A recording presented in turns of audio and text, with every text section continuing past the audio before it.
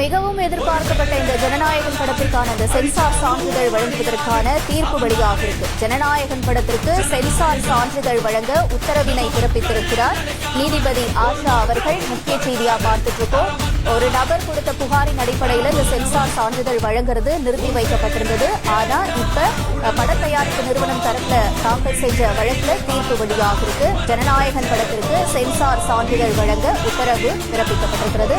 முக்கிய செய்தியா நம்ம பார்த்துட்டு இருக்கோம். இந்த தீர்ப்பு வெளியாகணும், எவ்வளவு சீக்கிரம் வெளியாகும்னு ரசிகர்களும் படக்குழுவினரும் ஆவலா எதிர்பார்த்துட்டு இருந்தாங்க. பல்வேறு திரைப்பிரபலங்கள்லாம் கூட விஜய் அவர்களுக்கு ஆதரவு தெரிவிச்சு பதிவினையா போட்டிருந்தாங்க.